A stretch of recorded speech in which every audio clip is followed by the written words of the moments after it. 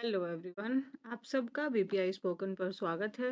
चलिए क्लास को शुरू करते हैं। और अगर आप चैनल पर पहली बार आए हैं तो चैनल सब्सक्राइब कर लीजिए, वीडियो को लाइक भूलें आप। शुरू करते हैं क्लास। और हाँ, टेलीग्राम डेफिनेटली ज्वाइन करिए, लिंक डिस्क्रिप्शन बॉक्स में दिया हुआ है। या जो बीपीआई स्पोकन बाय रुद्राक्षी मैम, सिर्फ बीपीआई स्पोकन नहीं, बाय रुद्राक्षी मैम, वो वाला ग्रुप ज्वाइन करना है। ये अब से ग्रुप जॉइन करना क्यों है? क्योंकि अब हमारी जो स्टोरी फॉर्मेट है ना, वो और थोड़ा इंटरेस्टिंग होने वाला है। आपको सेल्फ रीड करना तो एकदम कंपल्सरी हो चुका है। सो चलिए स्टार्ट करते हैं। तो पहला शब्द है हमारा डिफिडेंट। डिफिडेंट का मीनिंग क्या होता है? डिफिडेंट का मतलब होता है जब हमारे अंदर कॉन्फिडेंस की कमी होती है ना? सो क्या हो गया? जब हम लोग अपने आप में कॉन्फिडेंट नहीं है, अनकॉन्फिडेंट है हम लोग, ठीक है? जब हम बहुत हेजिटेट कर रहे हैं, हम अपने आप को लेके सिक्योर्ड नहीं है, तो हम क्या है? इनसिक्योर्ड हैं। तो डिफिडेंट मतलब जब हमारे अंदर आत्मविश्वास की कमी है। तो आत्मविश्वासहीन मतलब आत्मविश्वास, जो अपने अंदर का जो भरोसा है, जो कॉन्फिडेंस है, उसकी हमारे अंदर कमी है, तो हम अपने आप को अंडर कॉन्फिडेंट महसूस कर रहे हैं, तो ये हो जाता है डिफिडेंट। कॉन्फिडेंट होना मतलब एडजेक्टिव है, ये विशेषता बता रहा है, तो डिफिडेंट भी आपका एडजेक्टिव हो गया। तो कॉन्फिडेंट ना हो आप, तो आप डिफिडेंट हो, आत्मविश्वासहीन है।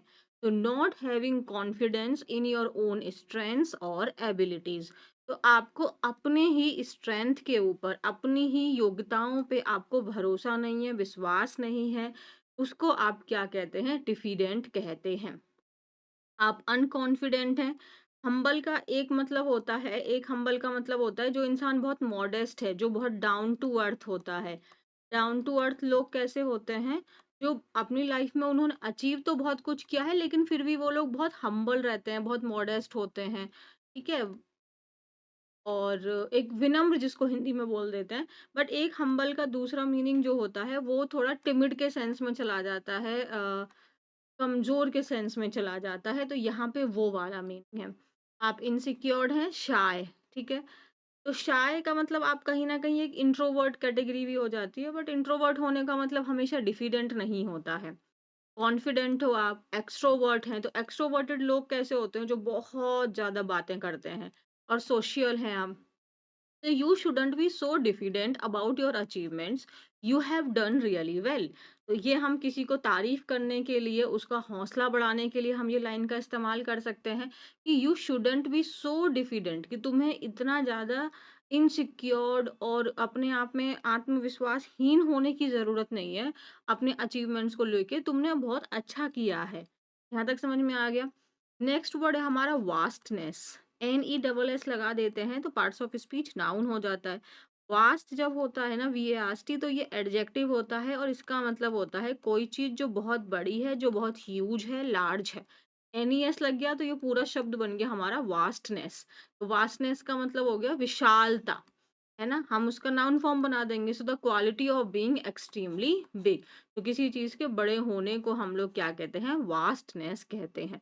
सिंपली अगर ये वास्ट होता तो ये एडजेक्टिव होता है, इसका मतलब कोई चीज जो बहुत लार्ज है, बहुत ह्यूज है ना, बहुत ग्रेट है वो चीज। तो अब हम नाउन फॉर्म बनाएंगे इसके, तो ह्यूजनेस हो गया। एनॉर्मस है तो एडजेक्टिव एनी डबल एस लगा दे तो बहुत बड़ी है वो चीज।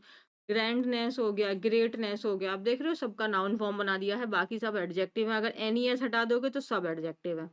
मान्यूट का मतलब होता है कोई चीज जो बहुत तुच्छ है, बहुत छोटी सी है, बहुत। एनी ए डबल एस लगाया, ये भी आपका नाउन फॉर्म बना दिया। लिटिल है वो चीज, बहुत छोटी सी है, टाइनी है वो चीज।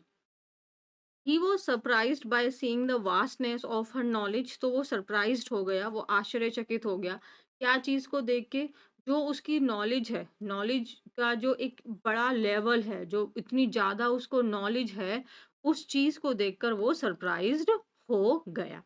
बाई क्या है? प्रेपोजिशन है। प्रेपोजिशन के बाद जब भी हम लोग वर्ब लगाते हैं तो आईएनजी फॉर्म लगाते हैं। ये मैंने यहाँ पे आपको बार बार बता रही हूँ, क्योंकि ये चीजें आती हैं, बोलने में बहुत यूज होती है ये चीज, ठीक है? नेक्स्ट क्या है हमारा? नेक्स्ट वर्ड है हमारा डाइवर्स। डाइवर्स का मतलब क्या होता है? जो चीजें बहुत अलग अलग हैं, विभिन्न हैं, वो चीजें बहुत अलग अलग हैं, very different from each other. ठीक है? सो सिनोनिम्स वेरियस है, मल्टीपल है, मल्टीप्लाई है, वेरिड है, बहुत अलग-अलग हैं वो चीज़ें। और अदरवाइज़ एंटोनिम्स क्या हो जाएँगे? वो चीज़ें सिमिलर हैं, सेम-सेम है, यूनिफ़ॉर्म है, सेम है, आइडेंटिकल है। तो ये बताना कि जो होमोजीनियस है, होमोजीनियस ये डाइवर्स का सिनोनिम होगा कि एंटोनिम होगा होमोजीनियस। तो अगर वो चीज़ें डिफरेंट हैं, अलग-अलग हैं, तो पार्ट्स ऑफ स्पीच डाइवर्स का क्या है? एडजेक्टिव है। जैसे जो मेरे इंटरेस्ट है ना, वो बहुत डाइवर्स हैं, वो बहुत अलग-अलग हैं। जैसे फूड में आपका इंटरेस्ट भी बहुत डाइवर्स हो सकता है, आपको अलग-अलग वैरायटी की चीज़ें पसंद हो, है ना? तो ये हो गया, बट कुछ लोगों के जो इस में इंटरेस्ट होते हैं, वो बहुत यूनिफ़ॉर्म है, वो बहुत कांस्टेंट है, उनको कुछ ही लिमिटेड चीज़ें पसंद आती हैं। और अगर आपके बुक्स अगर आप रीड करते हैं, तो बुक्स की जो चॉइस है, वो भी डाइवर्स हो सकती है। आप हर ज़ोनरा की मूवी रीड कर बुक्स रीड करते हैं, चाहे वो आपका रोमांटिक हो, थ्रिलर हो, हॉरर हो, तब आपको पढ़ना पसंद है, ठीक है? नेक्स्ट वर्ड है हमारा कॉम्प्रिहेंड। कॉम्प्रिहेंड करना मतलब किसी चीज़ को समझना, पार्ट्स ऑफ स्पीच वर्ब हो गया। तो किसी भी चीज़ को समझना, कॉम्प्रिहेंड जैसे आपका रीडिंग कॉम्प्रिहेंशन जिसको हम लोग शॉर्ट में आरसी कह देते हैं, पैसेज जिसको हम लोग बोलते हैं, तो रीडिंग कॉम्प्रिहेंशन कॉम्प्रिहेंशन ये जो है आपका नाउन बन गया, आईओएन लगा हुआ है ना? और रीडिंग को कॉम्प्रिहेंड ही तो करना है हमको, कॉम्प्रिहेंड करना है हमें उसको। तो कॉम्प्रिहेंड करना मीन्स उस चीज़ को हमें समझना है। सो कॉम्प्रिहेंशन का मतलब हो गया उसका। तो comprehend means to understand something completely. तो आप उसको अंडरस्टैंड कर रहे हो, ग्रास्प मतलब समझ रहे हो आप उसको। पर्सीव याद है ना उस दिन हमने किया था पर्सीव, कंसीव, कंसीव का भी मतलब समझना हो जाता है, कंसीव, है ना? कंसीव, तो मिस कर देना उसको आप नहीं समझ पा रहे हैं, मिसअंडरस्टैंड भी हो सकता है या फिर मिसकंसीव हो गया, आप उसको समझ ही नहीं पा रहे हैं, ना? या something that is very difficult to understand या दैट कांट बी अंडरस्टैंड वो आपका अनकॉम्प्रिहेंसिबल हो जाएगा। सेंटेंस क्या होगा? I don't comprehend the new math problem, can you help explain it? तो जो मैथ्स में जो नई प्रॉब्लम आई है, जो नई वर्कशीट आई है, जो नया चैप्टर है, उसको मैं समझ नहीं पा रहा हूँ, तो क्या आप मुझे वो एक्सप्लेन कर देंगे? तो एक बहुत बेसिक सी चीज़ है। मैं तो बार-बार बोलती हूँ, जब मैं अपनी छोटी क्लास में जाके अपने आप को याद करती हूँ, सोचती हूँ, ओह गॉड! इसीलिए ना अगर हमें चीज़ें थोड़ा मतलब सिलेबस के फॉर्म में ना पढ़ाई जाएँ और लाइफ के फॉर्म में पढ़ाई जाएँ तो चीज़ें बहुत आसान होती हैं। बट हमें एग्ज़ाम्स, स्कूल्स यही सब सोच के पढ़ाया जाता था तो कुछ समझ नहीं आता था। लगता था ये टेस्ट में आएगा, इसको कुछ भी करके समझो। नेक्स्ट वर्ड है हमारा चंक्स। चंक्स का मतलब क्या होता है? जैसे देखो टुकड़ा यहाँ पे लिखा है। बट चंक हम लोग जैसे कोई चीज़ है, एक मतलब मान लो ये कंप्लीट पार्ट है, ये एक कंप्लीट होल चीज़ हो गई हमारी, कंप्लीट थिंग है ये, ठीक है? अब इसका हम चंक की बात करें तो इसका एक बड़ा पार्ट। चंक क्या हो जाता है? किसी भी एक कंप्लीट चीज़ का एक पार्ट है, बट वो कैसा पार्ट है? थोड़ा बड़ा है उसका, है ना? तो a large part of something. तो चंक आपने जैसे पोर्शन हो गया, जैसे कि आप चंक को आप किसी भी चीज़ के साथ यूज़ कर सकते हैं। जैसे I spend a big chunk of money on clothes, मतलब मैंने एक बिग अमाउंट जो है, जो पैसे का है, वो कपड़ों के ऊपर में खर्च कर दिया है। ठीक है? So like spending 3 hours a day on Instagram is a big chunk, है ना? You are wasting your big chunk means you एक टाइम है 24 घंटों में से अगर आप डेली 3 घंटा, तो सिर्फ तीन क्या, अगर आप अपना वो होता है ना कहीं पे डिजिटल वेलबींग, हाँ डिजिटल वेलबींग जहाँ पे आप चेक करोगे तो आप देखोगे 9-9 10-10 घंटा आप लोग फोन में पता नहीं क्या ही स्क्रॉल करते रहते हो, क्या ही मजा आ जाता है। तो आप बहुत अपना एक बड़ा चंक, आप एक बड़ा पार्ट अपना वेस्ट कर रहे हो। So I spend a big chunk of my money on clothes. So you are wasting a big chunk of your time, your time on Instagram. Okay. I spend a big chunk of my money on clothes. So don't spend your big chunk of time on useless activities. तो chunks का मतलब हो जाता है एक किसी चीज का टुकड़ा, a large part of something. तो यू स्पेंड ये वाला समझ में आ गया। चंक क्या हो गया? बिग चंक, अगेन आप समझ पाओगे तो ये क्या है? हमारा नाउन है। ब्लॉक, पीस, पोर्शन, टीआईओएन नाउन है। प्रोफाउंड का मतलब होता है बहुत गहरा। अगर आपको किसी भी चीज़ की प्रोफाउंड नॉलेज है तो इसका मतलब है कि आपको बहुत डीप नॉलेज है उसकी। प्रोफाउंड नॉलेज का मतलब हो जाता है आपको बहुत डीप नॉलेज है उसकी, सुपरफिशियल नहीं है, आप उसकी गहराई में आप उसके बारे में जानते हैं। तो बहुत ज़्यादा है या फिर किसी चीज़ को आपका किसी का इम्पैक्ट प्रोफाउंड पड़ रहा है, तो वो बहुत ज़्यादा इम्पैक्ट आपके ऊपर पड़ रहा है, इंटेंस है, कीन, ग्रेट, डीप। और अगर हम प्रोफाउंड का ऑपोज़िट देखेंगे तो लाइट है, हल्का-फुल्का सा। सुपरफिशियल का मतलब if you have superficial knowledge that means आपको बस उस चीज़ के बारे में ऊपर-ऊपर से पता है, आपको उसकी डीप नॉलेज नहीं है। या अगर उसका आपको इम्पैक्ट प्रोफाउंड नहीं है, मतलब हल्का-सा है, माइल्ड है, सॉफ्ट है। लेकिन जैसे मैंने बोला the speech had a profound influence on her, तो वो जो स्पीच थी ना, उसके ऊपर उसको कितना कैसा प्रभाव पड़ा है। इन्फ्लुएंस मतलब वर्ब होता है किसी को प्रभावित करना, या फिर प्रभाव, तो ये सिर्फ आपका प्रभाव पड़ना या प्रभाव, तो ये वर्ब एंड नाउन दोनों हो गया। और इन्फ्लुएंसर वो होते हैं जो प्रभावित करते हैं। तो किसी ने स्पीच दी थी, तो उस स्पीच का उस लड़की के ऊपर में कैसा प्रभाव पड़ा है, बहुत गहरा प्रभाव पड़ा है। तो प्रोफाउंड का मतलब बहुत गहरा, बहुत deep. Then parts of speech नहीं समझ में आया, कैसे नहीं समझ में आया? इन्फ्लुएंस मैंने बोला नाउन है, कैसा प्रभाव, बहुत गहरा प्रभाव। नॉलेज कैसी है, बहुत गहरी है, तो नॉलेज पर गहरी होगी, तो पार्ट्स ऑफ स्पीच एडजेक्टिव है। नेक्स्ट वर्ड है हमारा ससेप्टिबल। ससेप्टिबल का मतलब होता है जब आप बहुत भावुक हैं, मीन्स आप बहुत इमोशनल हैं। और अगर आप बहुत इमोशनल हैं तो डेफिनेटली आपके ऊपर में आसानी से प्रभाव पड़ जाएगा, है ना? या फिर आप कमज़ोर हैं या वीक हैं कि आपके ऊपर प्रभाव पड़ना आसान है। तो ससेप्टिबल का मतलब भावुक होना, सेंसिटिव होना, इमोशनल होना, ओवर सेंसिटिव वाली बात हो जाती है ये। या आप ऐसे हैं कि आप उस जैसे बच्चे हैं, तो बच्चे क्या होते हैं, वो ससेप्टिबल होते हैं किसी भी बीमारी के, मतलब वो बहुत आसानी से किसी भी बीमारी की चपेट में आ सकते हैं क्योंकि अभी उनका इम्यून सिस्टम वीक है। अगर हम बूढ़ों की बात करें, सेम कैटेगरी वहाँ हो जाती है। तो ऐसा कोई भी है जो आसानी से प्रभावित हो सकता है या उसको नुकसान पहुँचाया जा सकता है, तो वो क्या है, वो वल्नरेबल सेक्शन हो जाता है, कमज़ोर सेक्शन है। सेंसिटिव है, वो एक्सपोज़्ड है, इनोसेंट है ना? अगर हमारे पास किसी भी चीज़ की नॉलेज नहीं है, तो हम ससेप्टिबल हैं किसी दूसरे की नॉलेज को, उसकी बातों को इन्फ्लुएंस होने में हम आराम से हो जाएँगे। और अगर हमें पूरी नॉलेज है, हम सिक्योर्ड हैं, हम प्रोटेक्टेड हैं, हम कवर्ड हैं, तो हमें कोई भी नुकसान नहीं पहुँचा सकता। अगर हमारे इमोशंस वल्नरेबल हैं, मतलब हम इमोशनली वीक हैं, तो कोई भी हमको अपनी बातों में प्रभावित कर सकता है, बट हम इमोशनली स्ट्रांग हैं, तो हमें कोई भी अपनी बातों से प्रभावित नहीं कर पाएगा। तो he is very susceptible to colds. इसका मतलब क्या हुआ कि थोड़ा-सा भी अगर सर्दी होती है ना, तो उसको क्या हो जाता है, वो बीमार हो जाता है। तो वो इसके चपेट में आसानी से आ जाता है। कोल्ड के वो ससेप्टिबल है, मतलब कोल्ड से वो जल्दी प्रभावित हो जाता है। ये सारे शब्द समझ में आ गए। ससेप्टिबल का मतलब पार्ट्स ऑफ स्पीच क्या है? अगेन इसका पार्ट्स ऑफ स्पीच आपका एडजेक्टिव है। ठीक है? कोई चीज़ कमज़ोर है, वीक है, वल्नरेबल है, सेंसिटिव है, इमोशनल है। देन नेक्स्ट वर्ड है हमारा फोस्टर। फोस्टर करना मतलब किसी चीज़ को बढ़ावा देना, उसको एनकरेज करना। ठीक है? सो एनकरेज आप कर रहे हैं, प्रमोट कर रहे हैं, फॉरवर्ड हो गया, एडवांस हो गया। एंटोनिम्स क्या होंगे? उसको रोकना, प्रिवेंट करना, उसको रोकना, डिस्करेज करना, उसके रास्ते में बाधा बनना। तो टीचर का टास्क क्या होता है कि वो जो लर्निंग है उसको फोस्टर करें, ना कि हम उसको थोपें कि आपको ये रटना ही पड़ेगा। है ना? रटने से कोई चीज़ें आ थोड़ी जाती हैं। अगर हम अपने स्कूल लाइफ में अगर हमें चीज़ें, मतलब सिलेबस सब कुछ नहीं होता है मेरे हिसाब से। अगर हमें सिलेबस के पीछे ना दौड़ के अगर हम लर्निंग के पीछे दौड़ें तो कितना मज़ा आ जाएगा। प्रेशर ही नहीं फ़ील होगा। ठीक है? तो टीचर का टास्क क्या होता है? टीचर्स मतलब यहाँ पे टीचर का, तो टीचर का टास्क क्या होता है? उनका काम क्या होता है कि जो लर्निंग है उसको और मोटिवेट करें। बच्चों को हम एग्ज़ाम्स के प्रेशर में डिमोटिवेट ना करें। उनको मोटिवेट करें, क्योंकि अगर आपके पास करेक्ट लर्निंग है ना, तो ज़रूरी नहीं है कि आप जिस देखो सपोज़ आप इंग्लिश किसी पर्पज़ से पढ़ रहे हो। आप किसी भी, आप स्कूल स्टूडेंट हो, स्पोकन, जो भी आपका एक पर्पज़ है, कॉम्पिटिटिव एग्ज़ाम।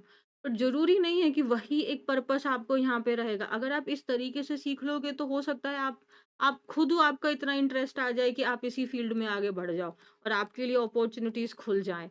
तो हमें रटना नहीं है, हमें उन चीज़ों को सीखना है, उसके गहराई में जाना है। और मैथ्स तो बहुत इंटरेस्टिंग सब्जेक्ट है, बट स्टिल वहाँ पे कुछ समझ नहीं आ पाता है। क्यों? क्योंकि अगर रटने का प्रोसेस आएगा तो नहीं समझ में आएगा। फिज़िक्स कितना इंटरेस्टिंग सब्जेक्ट है, लेकिन हम स्कूल लाइफ़ में देखें तो बहुत प्रॉब्लम में बीती है हमारी लाइफ़। क्योंकि हमारा टास्क था वहाँ पे पास होना, ना कि वहाँ पे अंडरस्टैंड करना। तो हम अपनी हमारा जो टीचर का टास्क है वो लर्निंग को फोस्टर करना है, बच्चों को मजबूत बनाना है, उनको मोटिवेट करना है। तो फोस्टर मतलब मजबूत बनाना, मोटिवेट करना, पार्ट्स ऑफ स्पीच वर्ब है। नेक्स्ट वर्ड है हमारा अपहीवल। अपहीवल का मतलब होता है जब चारों तरफ में उथल-पुथल मचा हुआ है, तो उथल-पुथल हो गया, पूरा केओस है, कन्फ्यूजन है, सब खराब हो रखा है।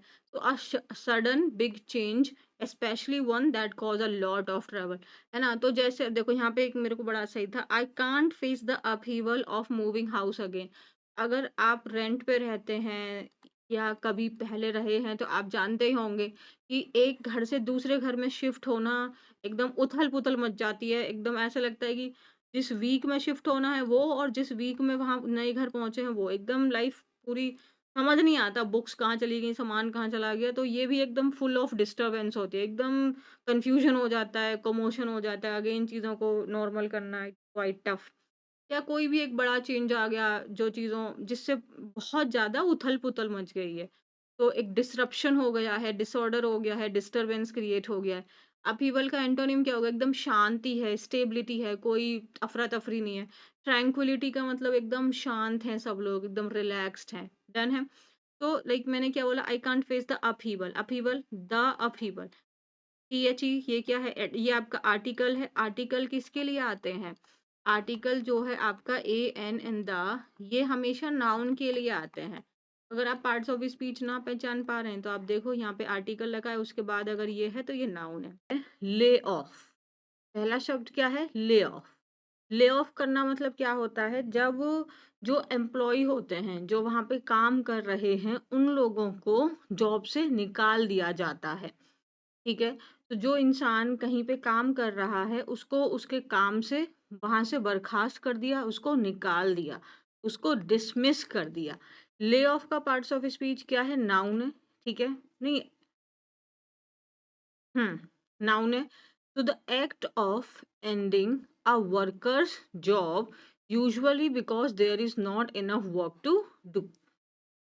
ठीक है? तो the act of ending a worker's job, तो वो जो इंसान है, जो वो काम कर रहा है, का, ये एपॉस्ट्रोफी का बता रहा है। और यूजुअली मीन्स क्यों निकाला है? आमतौर पर, यूजुअली मीन्स आमतौर पर, अब और काम नहीं है उसके करने के लिए। सो उसको क्या कर दिया? डिसमिस कर दिया, फायरिंग हो गया या फिर उसको डिस्चार्ज कर दिया। अगर हम एंटोनिम देखें तो हायर कर लेना, रिक्रूटमेंट हो गया, हायरिंग हो गया। अगर हम इसके एग्जाम्पल में, even senior employees lost their jobs in the massive lay off. तो जो इवन, यहाँ तक कि जो सीनियर एम्प्लॉय हैं उन्होंने भी अपनी जॉब खो दी, जो ये इतना ज़्यादा ले ऑफ हुआ था, जिसमें लोगों को हटा दिया गया था बहुत ज़्यादा मात्रा में। मैसिव का मतलब क्या होता है? ह्यूज, लार्ज, कोई भी चीज़ जो बहुत ज़्यादा है वो हो जाता है मैसिव। तो इवन यहाँ तक कि जो सीनियर एम्प्लॉइज़ थे ना, उनकी भी जॉब चली गई थी इस मैसिव ले ऑफ में तो। नेक्स्ट वर्ड क्या है हमारा? रेज़िलिएंट। रेज़िलिएंट का मतलब क्या होता है? रेज़िलिएंट का मतलब होता है अम, जब जैसे अगर कोई पर्सन है तो वो इतना स्ट्रांग है कि वो जो प्रॉब्लम है उससे जल्दी रिकवर कर लेगा। ठीक है? So when something is strong and able to recover from damage quickly, वो होता है रेजिलिएंट। तो वो पर्सन है, हम कह रहे हैं, वो बहुत स्ट्रांग है, तो पार्ट्स ऑफ स्पीच क्या है? एडजेक्टिव है। स्ट्रांग हो आप, टफ हो, पावरफुल होना। रेजिलिएंट होने का मतलब जब आप किसी भी प्रॉब्लम से कम बैक कर लेंगे। ठीक है? एंटोनिम्स क्या हो जाएगा? वीक है, कमज़ोर है, वल्नरेबल, आप याद किया था ना हमने, ससेप्टिबल, वल्नरेबल। वल्नरेबल लोग कैसे होते हैं? जो कमज़ोर होते हैं, जो सेंसिटिव होते हैं, जो इमोशनल होते हैं, जो उतने स्ट्रॉन्ग नहीं हैं कि वो उस चीज़ से कम बैक कर पाएँ, सेंसिटिव हैं वो लोग। She is calm and resilient under pressure. तो अंडर प्रेशर में वो कैसे बिहेव करती है? शांत तरीके से और बहुत स्ट्रॉन्ग बिहेव करती है, ठीक है? बहुत पावरफुल बिहेव करती है। ऐसा नहीं है कि प्रेशर आता है तो वो घबरा जाती है या काम खराब हो कर देती है, नहीं। देन नेक्स्ट वर्ड क्या है हमारा? नेक्स्ट वर्ड है हमारा स्कार्स। स्कार्स का मतलब होता है किसी भी चीज़ की कमी, कम होना, वो चीज़ जो कम है वो। सो डेफिशिएंट इन क्वांटिटी और number compared with the demand. तो जितने की डिमांड है उससे वो चीज़ कम है। चाहे तो क्वांटिटी में यानी मात्रा में या फिर नंबर में, तो वो चीज़ क्या है, कम है। मात्रा आप लोग जानते हैं जो अनकाउंटेबल चीज़ें होती हैं उनकी मात्रा हम लोग गिनते हैं, नंबर क्या होता है, काउंटेबल। तो इसका मतलब स्कार्स को आप काउंटेबल अनकाउंटेबल किसी भी नाउन के साथ यूज़ कर सकते हैं। तो मतलब यहाँ पे क्या है, स्कार्स का मतलब हो गया कोई चीज़ जो कम है, डेफिशिएंट है। तो इनसफिशिएंट है, इनएडिक्वेट है वो चीज़, रेयर है वो चीज़। रेयर चीज़ें क्या होती हैं, हर जगह अवेलेबल नहीं होती हैं, वो कुछ ही जगह पे अवेलेबल हैं। और अगर हम इसके एंटोनिम में देखें तो वो प्लेंटीफुल है, सफिशिएंट है, एडिक्वेट है, कोपियस है, कॉमन है, वो चीज़ आपको हर जगह अवेलेबल हो जाएगी। तो फूड क्या होता जा रहा है, दिन प्रतिदिन कम होता जा रहा है, फूड की कमी होती जा रही है। तो इसका पार्ट्स ऑफ स्पीच क्या है, एडजेक्टिव, कम, है ना। नेक्स्ट है स्नोबॉल इफेक्ट। स्नोबॉल इफेक्ट किसको बोलते हैं? स्नोबॉल इफेक्ट वो होता है जैसे कोई आपने एक एक एक्टिविटी, आपने कोई काम स्टार्ट किया, ठीक है, आपने कोई भी एक काम शुरू किया, एक आपने कोई एक्टिविटी स्टार्ट की और आपको ऐसे था कि पता नहीं इससे क्या होगा। फिर इस एक्टिविटी के बाद में मान लो ये एक थी, फिर आपने कुछ समय तक इस पे काम करते रहे, फिर इसका कुछ रिजल्ट आता रहा, ये 2, 3, 4, 5 आगे तक बढ़ती रही और फिर धीरे-धीरे वो इतनी पावरफुल हो गई कि अब वो ग्रो कर रही है बहुत फास्टर रेट पे। तो एक ऐसी सिचुएशन जिसमें समथिंग इंक्रीजेस इन साइज और importance at a faster and faster rate. अब वो चीज़ क्या है, अब वो धीरे-धीरे होते-होते अब वो और तेज़ी से वो चीज़ ग्रो कर रही है। So the more successful you become, the more publicity you get, and the publicity generates sales. So it is a kind of snowball effect. तो क्या बोला है यहाँ पे देखो क्या है कि the more successful you become, जितने ज़्यादा सक्सेसफुल आप होते जाएँगे, उतनी ज़्यादा आपको पब्लिसिटी मिलती जाएगी, उतने ज़्यादा आप लाइमलाइट में आते जाएँगे और जितनी ज़्यादा आपको पब्लिसिटी मिलेगी, उतने ज़्यादा आपके सेल्स जनरेट होंगे। तो ये किस प्रकार का इफ़ेक्ट है? ये स्नोबॉल इफ़ेक्ट है। तो कैसे इवेंट शुरू हो रहा है? आपने कोई काम किया, आप सक्सेसफुल होने लगे तो आप लोगों की नज़रों में आने लगे। लोगों की नज़रों में आने लगे तो आप अपना जो प्रोडक्ट बेच रहे हैं, वो ऑटोमैटिकली आपका वो ब्रांड बनता जा रहा है। तो ये एक टाइप का क्या हो गया? स्नोबॉल इफ़ेक्ट हो गया। वो चीज़ें क्या हो रही हैं? अब वो चीज़ें आपकी इंक्रीज़ हो रही हैं। नेक्स्ट वर्ड क्या है हमारा? कंसील। कंसील करना मतलब किसी चीज़ को छिपाना, उस चीज़ को हाइड करना। तो कंसील का मतलब क्या होता है? किसी भी चीज़ को हाइड करना, उसको छिपाना, कंसील। टू कवर और hide. Keep out of site, site का मतलब होता है नज़र, तो उस चीज़ को आप नज़र से दूर रख रहे हैं। कीप आउट ऑफ साइट, है ना? तो वो मतलब हो गया कि आप उसको हाइड कर रहे हैं, आप उसको मास्क, हम चेहरे पे मास्क कब लगाते हैं? जब हम अपना फेस हाइड कर रहे हैं, स्क्रीन कर दिया हमने, अपने फेस को हाइड कर दिया। और अगर हम इसका एंटोनिम देखें तो एकदम एक्सपोज़ हो गया, ओपन है वो चीज़, रिवील है, अनकवर, पब्लिसाइज़, अनमास्क। तो ये एग्जांपल देखो, क्लास में भी मैं ऐसे ही लर्न करवाती थी। कंसीलर कंसील्ड हर पिंपल्स। तो कंसीलर आप लगाते हैं, अगर वैसे तो लड़के भी अब मेकअप की इंडस्ट्री में आ चुके हैं। सो कंसीलर क्या करता है, ये जो फेस पे जो पिंपल्स होते हैं या जो कोई भी आपके दाग धब्बे होते हैं, उसको हाइड कर देता है, उसको कंसील कर देता है। तो मेकअप किस लिए लगाया जाता है? ताकि जो हमारी त्वचा है, अगर उसमें पता नहीं मेकअप लगाने के साथ खूबसूरत आ जाता है ना चेहरा, चेहरा ग्लो करने लग जाता है, जो थोड़ा बहुत जो उसमें प्रॉब्लम्स होते हैं, स्पॉट्स होते हैं, ब्लेमिश होता है, वो हाइड हो जाता है, वो कंसील हो जाता है। सो कंसीलर का हम इस्तेमाल किस लिए करते हैं? अपने पिंपल्स को कंसील करने के लिए। लर्न है ना? कंसीलर क्या है अगर आपको नहीं पता है, तो ये एक ब्यूटी प्रोडक्ट होता है और जो ऐसे क्रीम की तरह हैवी सा होता है शायद, और उसको चेहरे पे ऐसे लगा लेते हैं। मुझे थोड़ा सच में नहीं पता है क्योंकि मैंने सच में कभी यूज़ नहीं किया है। तो कंसीलर एक प्रोडक्ट होता है ब्यूटी का और उसको चेहरे पे लगा लेते हैं तो चेहरे पे एक लेयर आ जाती है। तो उससे क्या होगा, जो रियल स्किन है वो हाइड हो जाती है। तो हम ऐसे याद कर लेंगे। कंसीलर क्या करता है, जो पिंपल्स हैं, जो हमारे स्किन के दाग धब्बे हैं, उनको हाइड कर देता है, उनको कंसील कर देता है। सो कंसीलर, कंसील्ड, कंसील्ड वर्ब है तो पार्ट्स ऑफ स्पीच वर्ब हो गया, यानी किसी चीज को छिपाना, उसको हाइड करना। नेक्स्ट है प्रोफाउंड। प्रोफाउंड नॉलेज का मतलब होता है जब आपके पास में वो नॉलेज बहुत ज्यादा है। Profound means very great, that you feel very strongly something that is very very great, उसकी इंटेंसिटी बहुत ज़्यादा है, कीन है, ग्रेट है, डीप है। So if you have profound knowledge, तो मीन्स आपके ऊपर उस चीज़ की बहुत ज़्यादा प्रभाव है। तो प्रोफाउंड का पार्ट्स ऑफ स्पीच क्या है? एडजेक्टिव। लाइट है, सुपरफिशियल का मतलब होता है वो चीज़ जो ऊपर-ऊपर से है, सुपरफिशियल मतलब वो चीज़ ऊपर-ऊपर से, माइल्ड है, हल्का है, सॉफ्ट है। अगर हम इसके सेंटेंस देखें, the speech had a profound influence on her. तो वो जो स्पीच थी उसके ऊपर उसको जो प्रभाव था वो कैसा था? वो बहुत गहरा था। तो प्रोफाउंड का मतलब क्या हो गया? गहरा। नेक्स्ट क्या है? लूज फेस, ये ईडियम होता है। इसका मतलब हो जाता है जब आप अपने आप में शर्मिंदा महसूस करते हैं, जब आपको शर्मिंदगी महसूस होती है, तो to lose the respect of other people. ठीक है। सिनोनिम्स क्या हो जाएंगे? डिसग्रेस हो गया, है ना, अपमान हो गया, डिसऑनर हो गया, एम्बैरेसमेंट हो गया। और एंटोनिम्स में क्या होगा? इज्जत है, रिस्पेक्ट है, एडमिरेशन है, सब लोग आपकी प्रशंसा कर रहे हैं, अक्लेम हो गया। तो if they back down now they will lose face. अगर वे लोग जो है ना अब पीछे हटेंगे, तो वो क्या करेंगे? वो एम्बैरेसमेंट फेस करेंगे। ठीक है। तो यहाँ पे हमने ईडियम किया। क्या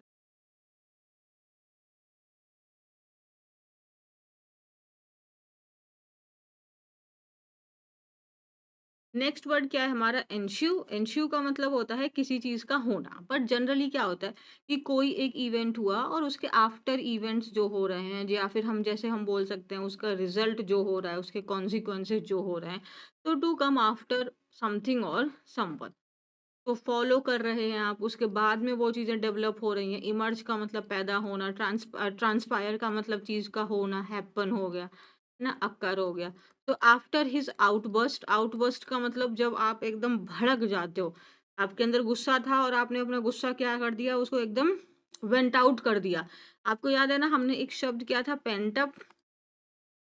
पेंटअप का मतलब था अपने गुस्से को होल्ड करना, आप उसको रिलीज नहीं कर रहे हैं। और एक हमने पढ़ा था went up, went out sorry, या फिर सिंपल वेंट भी हो जाता है। वेंट का मतलब क्या होता है? जब आप उस चीज़ को कंप्लीटली रिलीज़ कर दिया।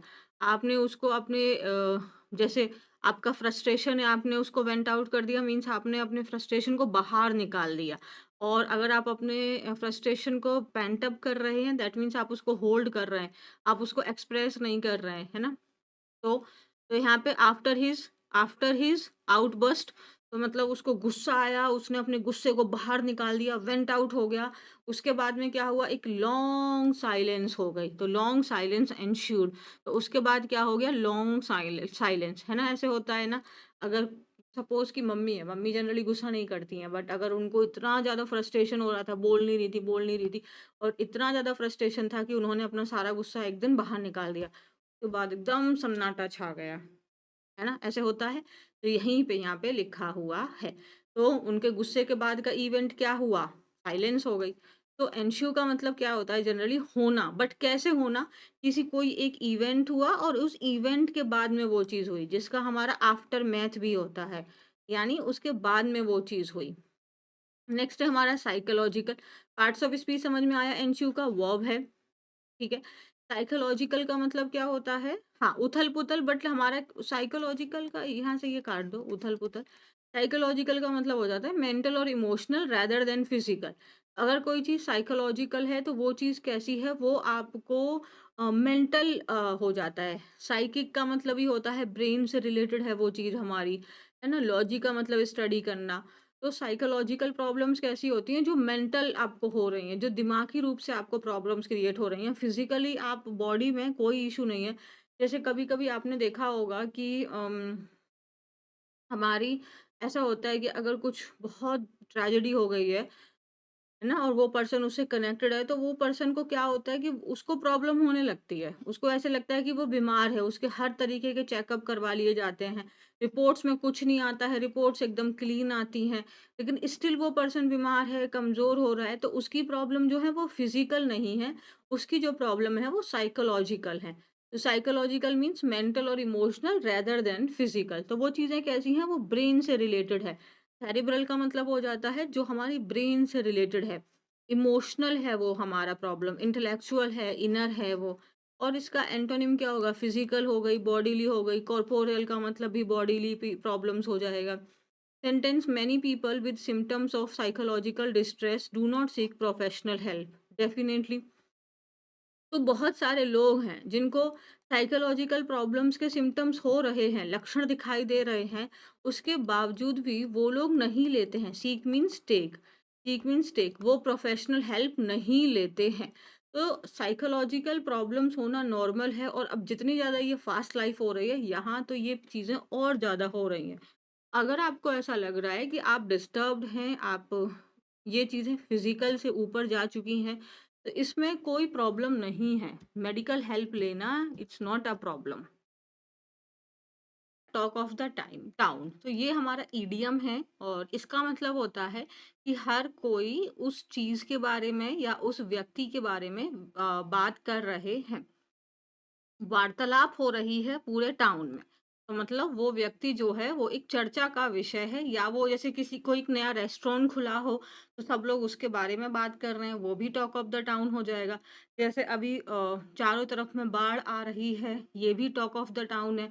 अभी चारों तरफ में इसी विषय के बारे में बात हो रही है। तो टॉक ऑफ द टाउन मतलब उसी टॉपिक के बारे में मैक्सिमम लोग जो हैं वो बात कर रहे हैं। तो a person or thing that many people in a town city etcetera are talking about, तो एक व्यक्ति हो सकता है, एक वस्तु हो सकती है, जिसके बारे में बहुत सारे जो लोग हैं वो बात कर रहे हैं, वो चर्चा का विषय बना हुआ है। हमने सेंटेंस में रखा, her new hair style is the talk of the town, तो जो उसका नया हेयर स्टाइल है ना, वो टॉक ऑफ द टाउन है। मान लेते हैं वो एक स्कूल में पढ़ती है या एक कॉलेज में पढ़ती है, और हर पर्सन उसके ही हेयर स्टाइल के बारे में बात कर रहा है। हो सकता है उसके जो पहले हेयर हों वो बहुत लंबे हों, उसके बाद उसने उसने एकदम शॉर्ट करा लिया हो, और अब एकदम डिफरेंट ही लुक दे उसका लुक आ रहा हो, तो हर एक इंसान उसी के बालों के बारे में बात कर रहा है। कोई उसकी रियल में तारीफ़ कर रहा होगा, तो कोई उससे जेलस हो रहा होगा, कुछ भी नहीं पता। वो ज़्यादा खूबसूरत लग रही होगी, तो लड़कियाँ जेलस भी हो सकती हैं ना, लड़के तारीफ़ भी कर सकते हैं। तो जो उसका नया हेयर स्टाइल है ना, वो टॉक ऑफ द टाउन है, तो अब हर कोई उसके क्लासमेट्स हो सकते हैं, वो जो सब उसके हेयर स्टाइल के बारे में ही बात कर रहे हों। नेक्स्ट नेक्स्ट है हमारा स्टैगरिंग। स्टैगरिंग का जैसे यहाँ पे आप देख सकते हैं चौंका देने वाला, तो वो जो चीज़ है वो ऐसी है कि आपको एकदम सरप्राइज़ कर दिया, है ना? तो very shocking and surprising that you find difficult to believe. थोड़ा हम इसको और समझते हैं। स्टैगरिंग, जैसे यहाँ पे आप देखेंगे they were charged a staggering amount for painting the house. तो स्टैगरिंग अमाउंट का मतलब यहाँ पे क्या हुआ? बहुत ज़्यादा, वेरी लार्ज, वेरी ह्यूज, बहुत ज़्यादा अमाउंट उनसे माँगा गया था घर को पेंट करने के लिए, तो जिसकी वजह से वो क्या हो गए, वो शॉक हो गए, वो सरप्राइज़ हो गए। तो स्टैगरिंग का मतलब क्या हो जाता है? कोई भी चीज़ जो बहुत ज़्यादा बड़ी हो, बहुत ह्यूज हो, बहुत लार्ज हो, है ना? मैमोथ हो, वास्ट हो वो चीज़, तो वो इतनी ज़्यादा ह्यूज है, या कोई जैसे सामान है वो बहुत एक्सपेंसिव हो गया, जितना आपने उम्मीद किया था उससे भी ज़्यादा महँगा हो गया, तो उसने भी आपको एकदम सरप्राइज़ कर दिया, एकदम शॉक कर दिया आपको। तो वो चीज़ कैसी है? एकदम चौंका देने वाली है, एस्टोनिशिंग है, सरप्राइज़िंग है। ओवरवेल्म का मतलब होता है किसी भी चीज़ से भर जाना, ठीक है? फुल फुल ऑफ किसी चीज़ से भर जाना, फिल्ड विद। तो जैसे कि आप किसी इमोशन से ओवरवेल्म हो सकते हैं, आप किसी किसी भी इमोशन से, जैसे वो इमोशन आपका आपका सैडनेस का हो सकता है या हैप्पीनेस हो सकती है, तो उस चीज़ से भर जाना, है ना? अगर हम उसके एंटोनिम में देखें तो एकदम नॉर्मल है, अनइम्प्रेसिव है, कैजुअल है, यूजुअल है, जैसी वो चीज़ जनरली होती है, कोई चीज़ उसके अंदर में चौंका देने वाली नहीं है। So they were charge a staggering amount for painting the house, तो हाउस को पेंट करने के लिए उनसे जो अमाउंट मांगा गया था वो बहुत ज़्यादा था। अगर हमने पूछा, ओ वाह, घर तो अच्छा पेंट करवाया है, कितना पैसा लगा? उन्होंने इतना ज़्यादा अमाउंट बोल दिया कि हमको सीरियसली इतना पैसा कब से घर को पेंट होने में लग गया? तो वो एकदम चौंका देने वाला था, वो बहुत ज़्यादा था। तो आप देख सकते हैं अमाउंट नाउन है, नाउन की विशेषता बता रहा है, तो स्टैगरिंग का पार्ट्स ऑफ स्पीच क्या हो गया? एडजेक्टिव। नेक्स्ट है हमारा वीन, अवे या ऑफ। ये जो अवे या ऑफ लगा देने से ये एक आपका फ्रेजल वर्ब बन जाता है। तो वीन का एक अगर वर्ब है, इसका मतलब क्या होता है? अगर आप गूगल सर्च करेंगे तो वहाँ आपको दिखाएगा जो आपके यंग बेबी होता है वो अपनी माँ का दूध पीता है, जो लैक्टेटिंग मदर हैं। तो अब एक सर्टेन एज आने के बाद में उस बेबी को अब माँ के दूध से हटा के सॉलिड फूड पे लाया जाएगा। तो उसको क्या कर रहे हैं, माँ के दूध से हटा रहे हैं, उसको स्टे अवे कर रहे हैं उसको। तो वीन अवे या ऑफ का मतलब होता है टू मेक समवन और समथिंग स्टॉप डूइंग और यूजिंग समथिंग। तो आप उसको कर रहे हैं कि वो कोई व्यक्ति हो सकता है, कोई वस्तु हो सकती है कि वो उस चीज़ का इस्तेमाल करना बंद कर दें। जैसे he is trying to wean himself away from his dependence on social media. तो वो क्या कोशिश कर रहा है खुद को, हिमसेल्फ मतलब यहाँ पे ही के लिए आया है। तो जो ही है वो कोशिश कर रहा है कि वो खुद को दूर कर सके किस चीज़ से, जो सोशल मीडिया के ऊपर उसकी डिपेंडेंसी क्रिएट हो गई है। कि जब देखो फ़ोन यूज़ करने लग जाते हैं हम लोग विदाउट एनी पर्पस, तो उस तरीके की जो ये डिपेंडेंसी क्रिएट हो गई है, तो इस चीज़ से वो अपने आप को दूर करना चाहता है। आपको पता है अभी क्या हुआ था, 2-3 दिन बीच में क्लास नहीं आ रही थी, उसके पीछे रीज़न था कि जो हमारा एरिया है वहाँ पे वाईफ़ाई काट दिया गया था। मतलब वाईफ़ाई क्या काट दिया, जो एमसीडी वाले थे ना उन्होंने आके पूरा वायर ही काट दिया। ना उन्होंने देखा ही नहीं किस चीज़ का वायर है, बस बहुत सारे वायर हैं, आप जानते हैं दिल्ली में पूरा किरचॉफ्स लॉ बना हुआ है हर गली में। आके उन्होंने वायर काट दिया।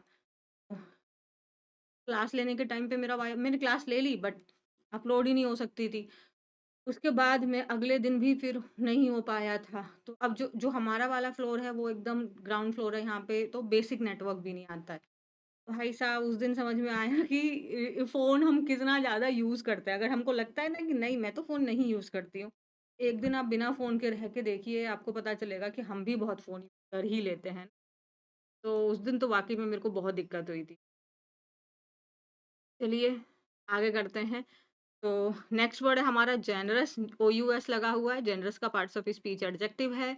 और अगर हम किसी व्यक्ति को जेनरस कह रहे हैं तो बहुत कोई बड़ी बात नहीं है, मतलब वो व्यक्ति कैसा है, काइंड है वो व्यक्ति, है ना, बड़े दिल वाला है। मैग्नानिमस का मतलब होता है बड़े दिल वाला, ना बेनेवोलेंट है, दूसरों की मदद करने वाला है। जेनरस तो सिंपल हो गया।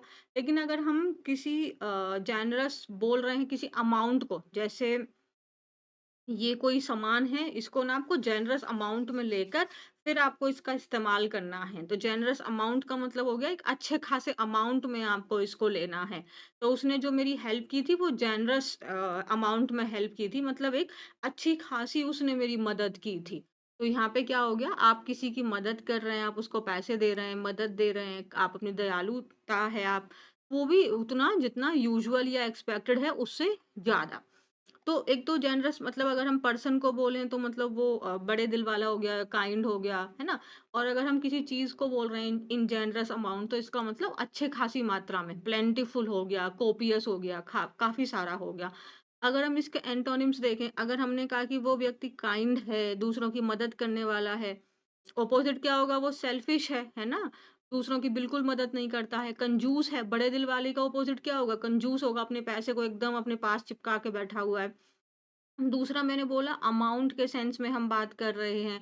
इन जेनरस अमाउंट मतलब अच्छी खासी मात्रा में। तो अपोज़िट क्या हो जाएगा? इनएडुकेट हो जाएगा, इनसफिशिएंट हो जाएगा।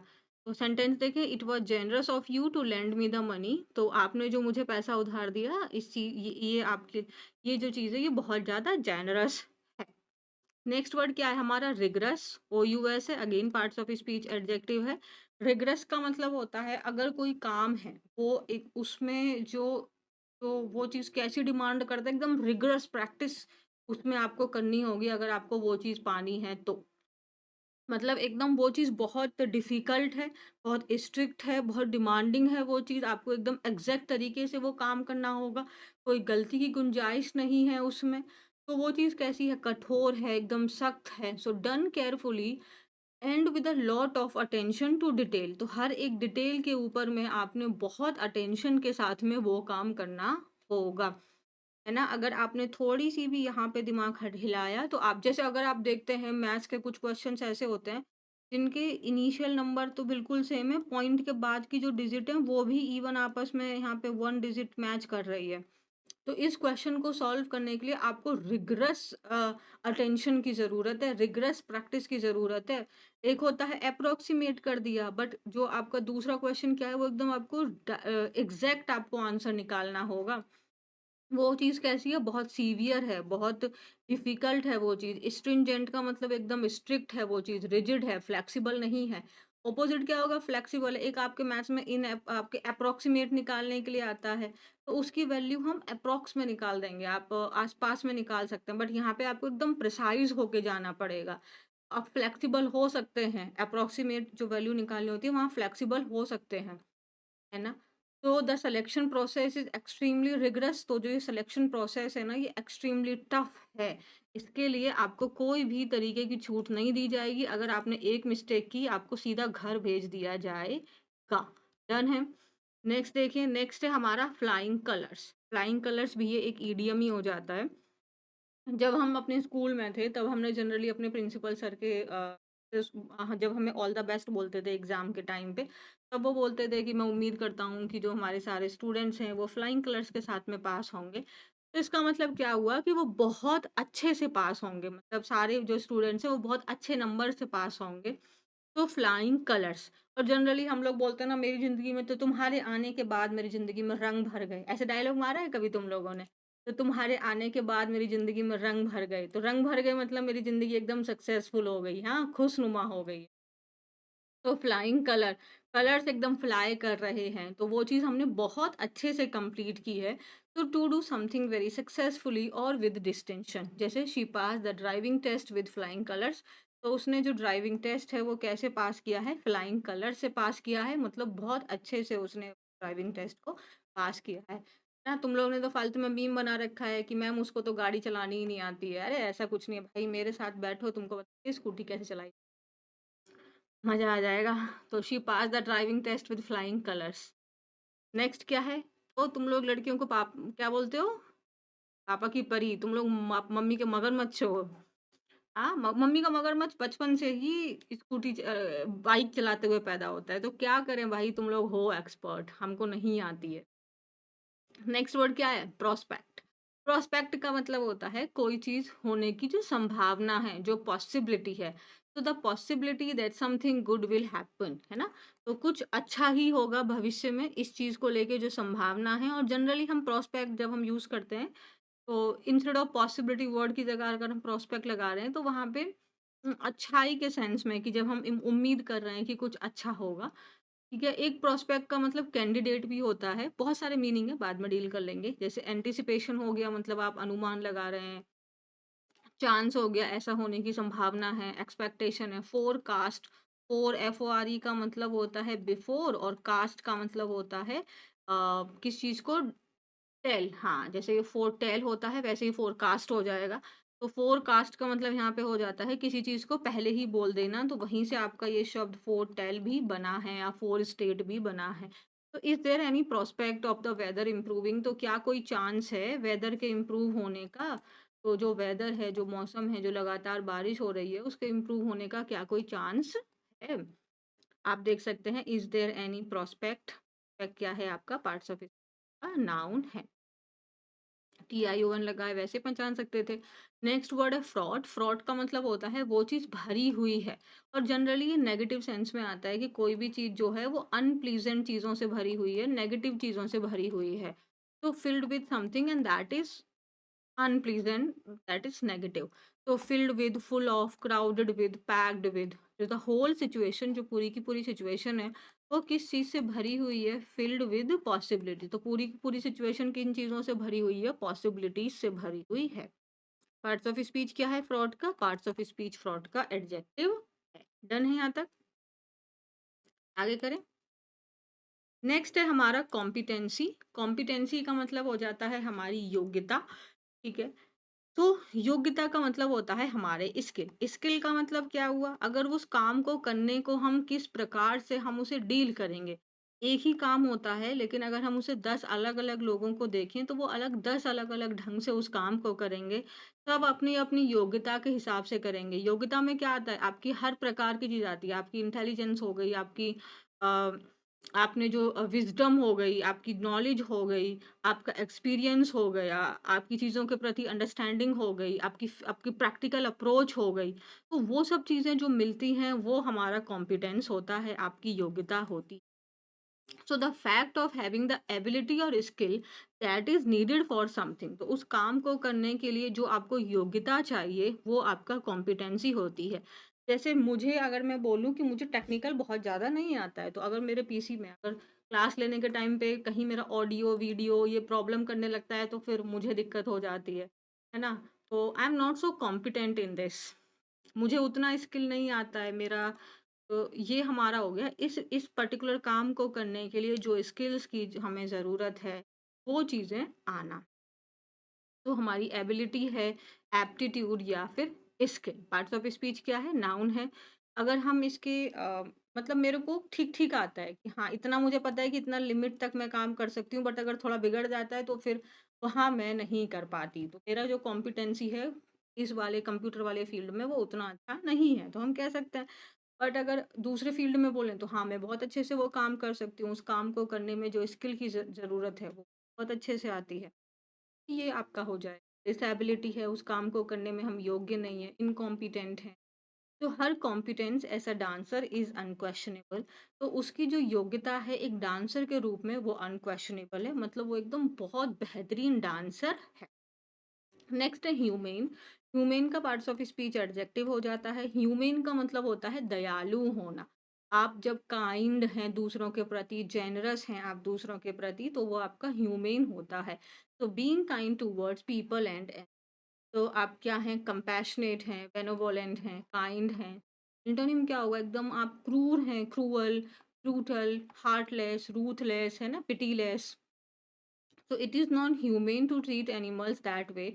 हाँ, देखो अभी आप जानते हैं कि डॉग्स के साथ में सुप्रीम कोर्ट का क्या डिसीज़न आया है, तो आपको लगता है कि ये चीज़ सही है? क्या ये ह्यूमेन एक्ट है?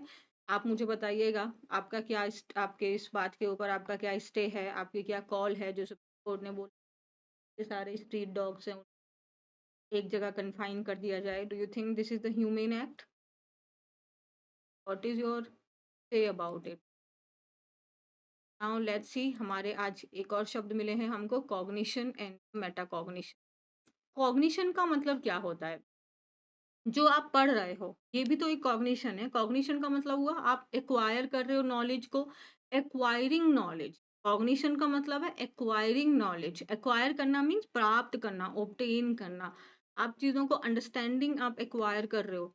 तो एक्वायरिंग नॉलेज एंड अंडरस्टैंडिंग, हम नॉलेज और अंडरस्टैंडिंग कैसे एक्वायर करते हैं? पढ़ाई करके, एक्सपीरियंस लेके, चीज़ों को देख के, समझ के, है ना? थॉट्स के थ्रू, एक्सपीरियंस, सेंसेस के थ्रू हम चीज़ों को एक्वायर कर रहे। बट अगर वही चीज़ के बारे में जब मैं समझ पाऊँ कि हाँ, अगर आप अभी पढ़ रहे हैं, आप नॉलेज एक्वायर कर रहे हैं, this is your cognition ability. चीज़ों को समझ पा रहे हैं आप। बट अगर मैं बोलूँ मेटा कॉग्निशन क्या हो जाएगा? जो समझ रहे हैं उसके बारे में आप समझें। क्या बोल रहे हो मैम? बड़ा कंफ्यूजिंग हो गया। सी, अपनी ही जो थिंकिंग है, हमारा ही जो थॉट्स है, उसको जब हम समझ पाते हैं, वो मेटाकॉग्निशन होता है। कॉग्निशन का मतलब हो गया, आप जानकारी प्राप्त कर रहे हैं, ये है कॉग्निशन।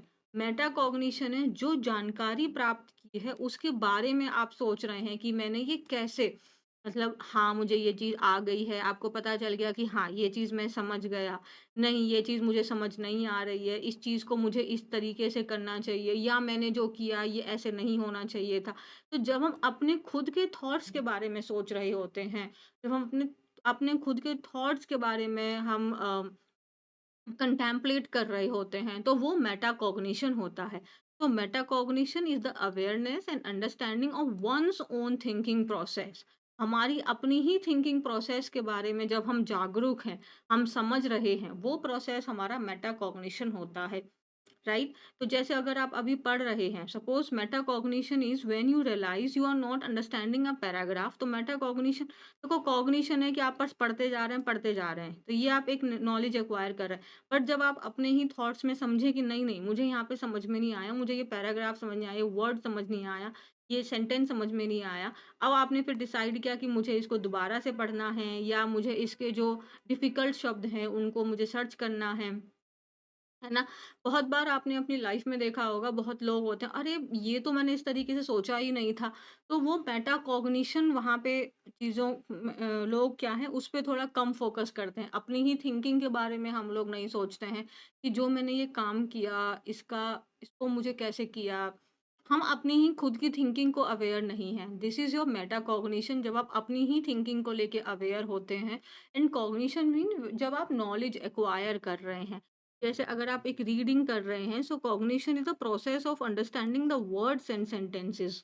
यहाँ तक समझ में आया? So cognition and metacognition में अंतर आपको समझ में आ रहा है?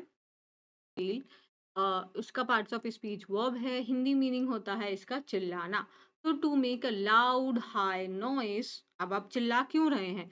या तो आपको दर्द हो रहा है, या आपको डर लग रहा है, या आप एकदम बहुत उत्सुक हैं, आप बहुत इंजॉयमेंट में हम चिल्ला जाते हैं। ठीक है, सिनोनिम्स में देखें तो screech, cry and scream. Why are you screaming, है ना? Why are you like shouting तो एक अलग हो जाता है, बट स्क्रीमिंग मतलब जैसे कोई इंसान है, अगर उसको चूहा से डर लगता है और अचानक से वहां से चूहा एकदम उछट के वो एकदम चिल्लाने लगेगा, तो वो वाला साउंड है यहाँ पे। शाउट का मतलब वो भी हिंदी चिल्लाना ही हो जाता है, बट जैसे किसी बंदे पे जब हम एकदम तेज तेज से गुस्से में जब हम चिल्ला रहे होते, ये वो साउट वो डिफरेंस क्रिएट करता है। सो लेट मी गो, मुझे जाने दो, उसने ऐसा चिल्लाया। डन है। तो यहाँ पे जैसे स्क्रीम शब्द आपने बहुत बार सुना ही होगा कि चूहा या छिपकली को देख के एकदम चिल्ला पड़ते हैं ना, वो अचानक से वो तेजी से आवाज निकल आती है, या किसी ने हमको सरप्राइज दे दिया तब भी हम कहते हैं, oh calm down, why are you screaming, ना why are you shouting in the sense कि आप इतना चिल्ला क्यों रहे हो। डन है यहाँ तक। नेक्स्ट वर्ड है हमारा फर्स्ट ओवर, ये हमारा फ्रेजल वर्ब हो जाता है। इसका मतलब होता है किसी के ऊपर में आप बहुत ज़्यादा ही ध्यान दे रहे हैं। तो to pay a lot of attention to someone, तो किसी के ऊपर में बहुत ज़्यादा ध्यान देना। तो she always fusses over the dogs, तो वो हमेशा डॉग्स के ऊपर में बहुत ज़्यादा ध्यान देती है। तब उसको डॉग्स बहुत ज़्यादा पसंद हैं। ये हो गया हमारा इजी था। फर्स्ट ओवर मीन्स किसी चीज़ के ऊपर में बहुत ज़्यादा ही अटेंशन पे करना। नेक्स्ट हमारा ईडीएम हो जाता है the apple of once I. Apple of once I का मतलब होता है किसी की आंखों का तारा। तो आप भी किसी की आंखों के तारे हो सकते हैं। ठीक है, the apple of once I, आप अपने पेरेंट्स की आंखों के तारे हो सकते हैं, बट अगर आप ना किसी के बाबू सोना है तो फिर उनकी आंखों के आप तारे हो सकते हैं। The apple of once I means the person who someone loves most and is very fond and very proud of and very fond of, है ना? किसी को आप बेहद पसंद करते हैं, उसको बहुत ज़्यादा प्यार करते हैं। अगर ना दिखाई दे तो माय गॉड ज़िंदगी सूनी-सूनी लग जाती है, ऐसा कुछ है क्या? तो आप अपने पेरेंट्स की आँखों के तारे हों तो ज़्यादा ही बेहतर है। तो आपका बाबू सोना कहेगा पापा नहीं मानेंगे। Apple of once I mean the person who someone loves the most, व्यक्ति से आप सबसे ज़्यादा प्यार करते हैं, उसकी हर बात पे आपको प्यार आता है, उससे प्राउड हैं।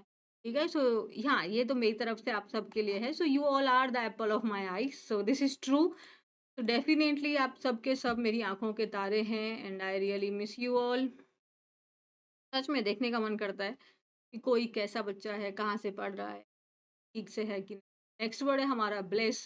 ब्लिस का मतलब होता है एकदम परमानंद, एकदम मस्त, एकदम चरम सुख हो गया भाई।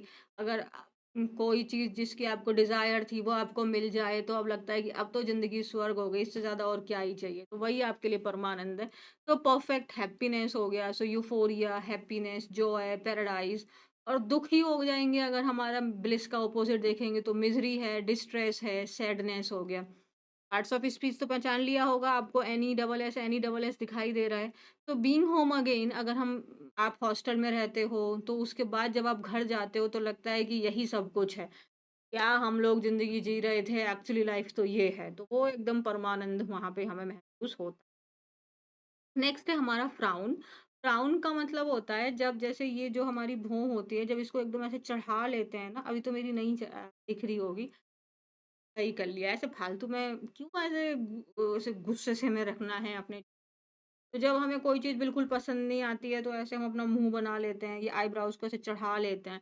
तो ये होता है। सो कॉन्ट्रैक्ट मीन्स कोड लेना, द ब्राउज़ इन डिस्प्लेज़र आप तो वो बंदा बात तब हमने कुछ बोला नहीं है, ऐसा मुँह बना लिया है, तो आप समझ जाओगे मतलब इनको बात सही नहीं लग रही है, समझ में नहीं आ रही है, सही नहीं लग रही है। या फिर जब हम कोई काम बहुत कंसंट्रेशन एंड फ़ोकस के साथ करते हैं, तब भी ऐसे हो जाता है। तो she wears a permanent frown तो कोई-कोई ऐसा होता ही है। जो ऐसे रखता है, फिर एक टाइम आता है कि उसका ऐसे ही चेहरा हो जाता है। देख लेना कहीं तुम्हारा भी तो फ़ोरहेड ऐसा नहीं हो गया है ना? तो यहाँ पे देखो मैंने सोचा इमेज से आपको ज़्यादा बेहतर समझ में आएगा। देखो इन दोनों के बीच में इसने कैसे ये कर रखा है। तो यही आपका फ्राउन होता है, ये फेशियल एक्सप्रेशन होता है। नेक्स्ट पार्ट्स ऑफ स्पीच क्या है देखो, कैसे पहचानोगे? Permanent permanent frown, permanent ink होता है, इंक क्या है? नाउन है, फ्राउन भी नाउन हो गया। परमानेंट एडजेक्टिव है, ये आर्टिकल है, बियर्स वर्ब का फिफ्थ फॉर्म हो गया है, शी आपका प्रोनाउन हो गया है, यहाँ पे सब्जेक्ट की तरह काम कर रहा है। नेक्स्ट वर्ड है हमारा फ्री स्पिरिट। फ्री स्पिरिट हम उस व्यक्ति को कहते हैं जो एकदम अपने मन से काम करता है, मत वाला होता है, अपने मन से काम करने वाला होता है, तो एकदम इंडिपेंडेंट है और वो लिमिटेड नहीं है। कंस्ट्रेंट का मतलब होता है लिमिटेड होना, है ना? बाय कन्वेंशन जो रूल्स बने हैं, उनसे वो लिमिटेड नहीं है, अपनी मनमर्जी करने वाला है। तो फ्री स्पिरिट होना चाहिए, बट आपको दूसरों की भी बात सुननी चाहिए क्योंकि हमेशा हम सही हों ऐसा तो पॉसिबल नहीं है। तो she is very free spirited, ये कंप्लीट होके एक साथ में एडजेक्टिव की तरह काम करता है। And has always done as she please, तो वो हमेशा से वही काम करती है जो उसको सही लगता है या जिस काम को करने में उसको खुशी मिलती है। एज़ शी प्लीज़ मतलब जिस काम को करने में उसे खुशी मिलती है वो वही करती है। एकदम मनमानी है वो, ठीक है? तो नेगेटिव नहीं जाना है किसी भी चीज़ को लेके, कोई क्वालिटी नेगेटिव ना बने ये हमें ध्यान रखना होगा। नेक्स्ट वर्ड होता है हमारा डॉन ऑन समवन। डॉन का अगर आप जानते हैं तो जो सनराइज का पीरियड होता है जब आपका सन आपका निकल रहा होता है वो डॉन होता है और जो सन आपका सेट हो रहा होता है वो डस्क होता है।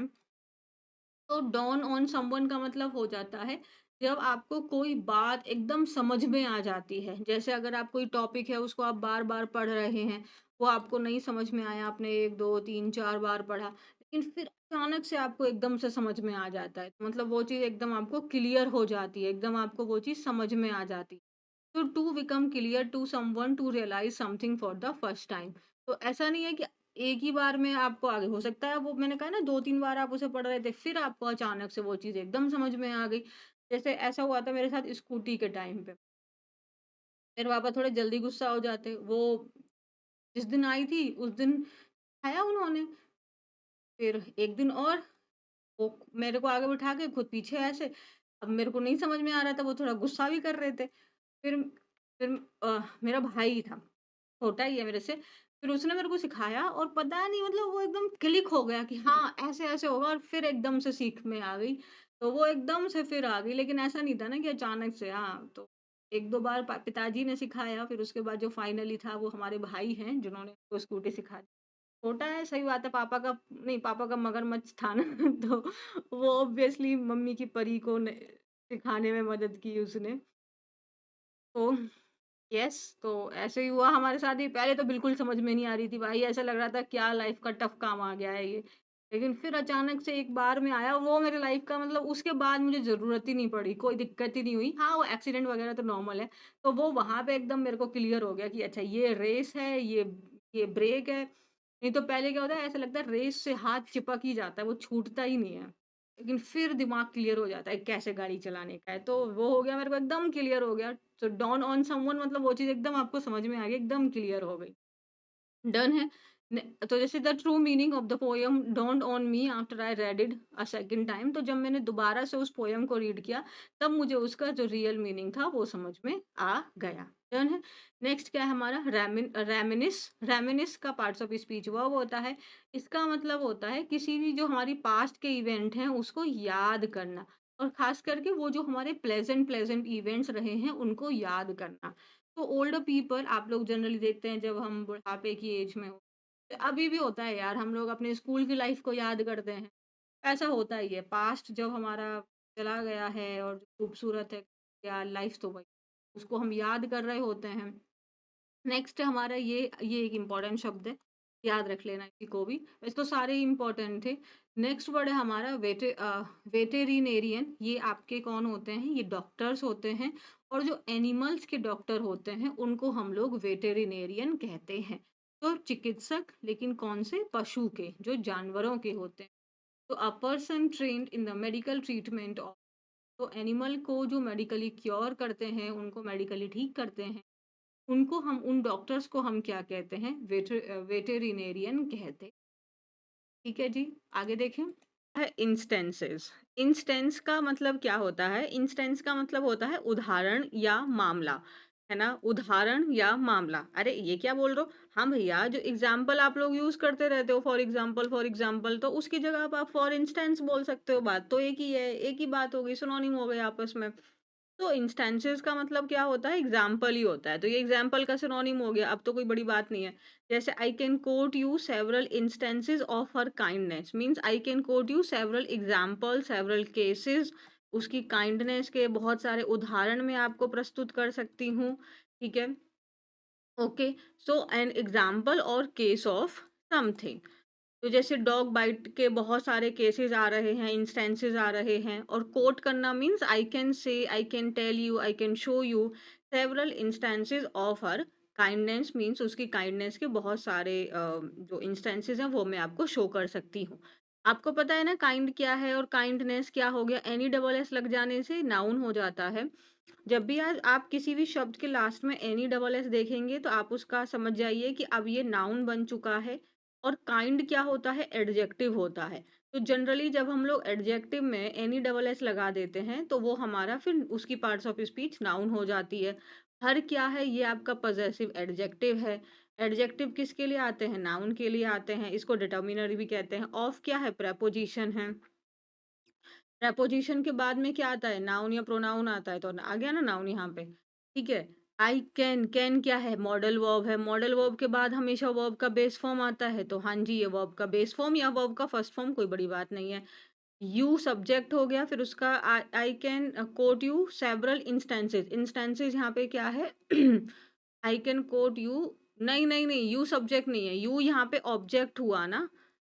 बहुत सारे उदाहरण, तो ये इसका पूरा ऑब्जेक्ट ही हो रहा है। इंस्टेंसेस क्या हो गया? नाउन हो गया। सेवरल क्या हो गया? बहुत सारे, ये अगेन आपका एडजेक्टिव हो गया। ये समझ में आ गई? थोड़ी सी हमने ग्रामर भी कर ली।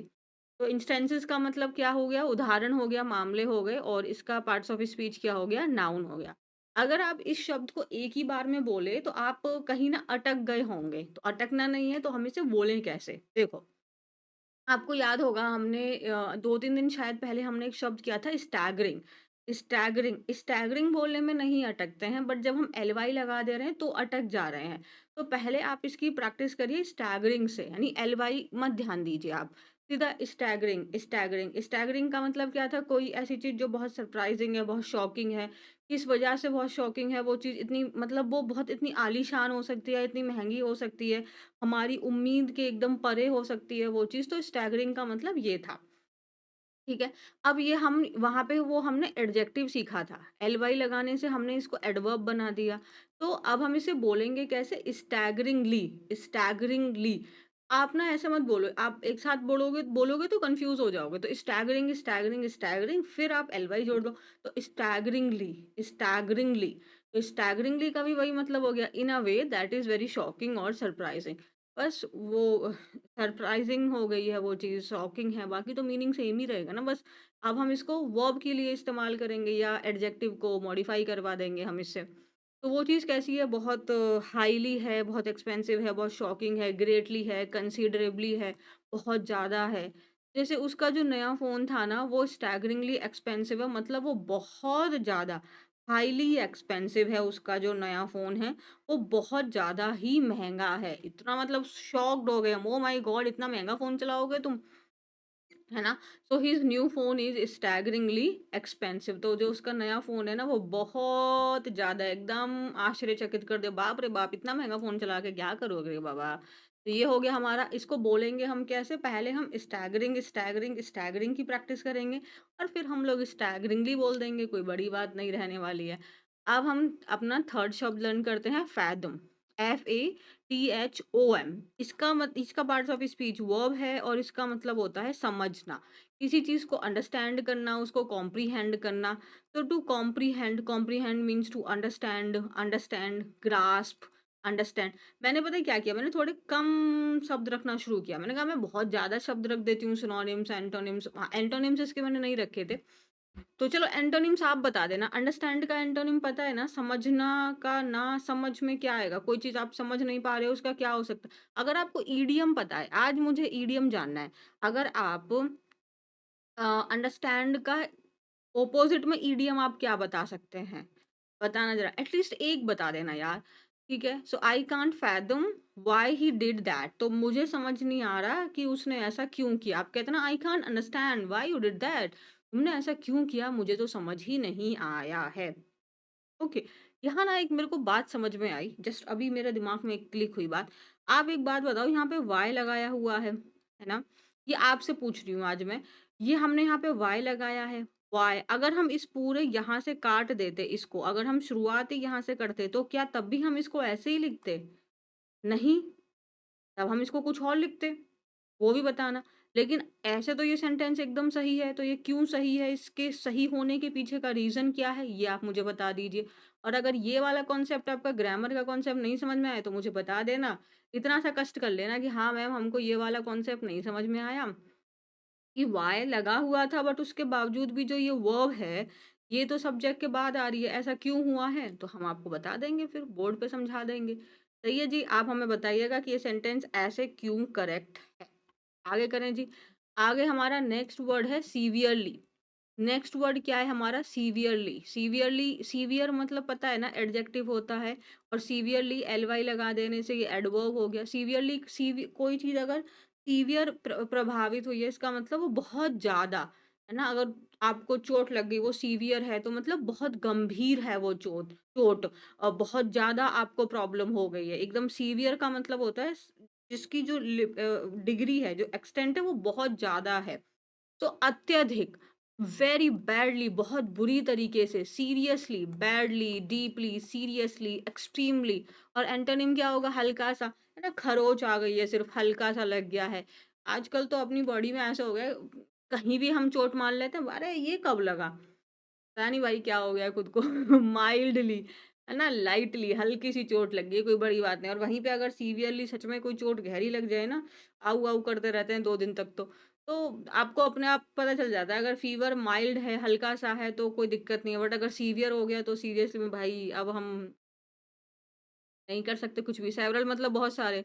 तो बहुत सारे लोग हैं जो बहुत बुरी तरीके से चोट लगी है, इंजर्ड हुए हैं एक्सीडेंट में। तो सीवियरली इंजर्ड मतलब कैसे इंजर्ड हुए हैं? बहुत बुरी तरीके से इंजर्ड हुए हैं। वर इंजर्ड, ये सेंटेंस का स्ट्रक्चर क्या बता रहा है? और ये कौन से टाइप का है? टेंसेस का कौन सा है? पैसिव है कि आपका एक्टिव है? ये जरा बताइएगा मुझे। डन है, सीवियरली समझ में आ गया। इंजर्ड, सीवियरली समझ में आ रहा है? पा पा रहे हो ना? ये वर्ब का थर्ड फॉर्म है। तो वर्ब को मॉडिफाई कर रहा है। कैसे चोट लगी है? बहुत गंभीर तरीके से चोट लगी है। और वर्ब को मॉडिफाई करने वाले शब्द एडवर्ब होते हैं। नेक्स्ट वर्ड है हमारा स्ट्रे। स्ट्रे, स्ट्रे का देखो एक होता है भटक जाना। भटक जाना, ये आपका क्या है? ये वर्ब है। वर्ब, स्ट्रे मतलब भटक जाना। अब आप ऐसे समझो कि आप ना अपनी जगह से भटक गए हो, वो भी भटक जाना होता है। आप अपने मतलब आप मेंटली कहीं से, आप हम बात कर रहे होते हैं, कभी-कभी ऐसा होता है ना, ऐसा होता था क्लास में कि हम पढ़ रहे हैं, फिर एक ऐसा एग्जाम्पल आया, फिर हमने अपना एग्जाम्पल देना शुरू किया, बच्चों ने अपना। अब हमारा जो मेन मुद्दा था, जिस पे हमारी पढ़ाई हो रही थी, हम उसको छोड़ के हम पूरी दुनिया भर की कहानियाँ सुना रहे हैं एक-दूसरे को। तो अब हम अपने मेन मुद्दे से स्ट्रे हो चुके हैं, हम भटक चुके हैं। तो now let's come back to our point, let's not stray. तो स्ट्रे मतलब ये भी हो गया कि हम अपने मुद्दे से भटक गए, अपनी बातों से भटक गए, है ना? गवर्नमेंट का भी बहुत बार ऐसा रोल रहता है कि मेन मुद्दे से भटकाने हटाने के लिए लोगों को वो फालतू का टॉपिक ले आते हैं। तो स्ट्रे कर दिया, लोगों को मेन मुद्दे से भटका दिया। और अगर हम अपनी प्लेस से भी भटक जाते हैं, है ना? तो टू वेंडर, वेंडर का मतलब ऐसे मूव कर रहे हैं away from where you are suppose to be. अब दोनों तरफ से सोच सकते हो आप। Where you are suppose to be, हो सकता है आप प्लेस की बात कर रहा हो कि जहाँ पे आपको होना चाहिए था वहां से आप भटक गए हैं, या आपको मेंटली बात कर रहा है कि जहाँ आपको होना चाहिए था वहां से आप भटक गए हैं।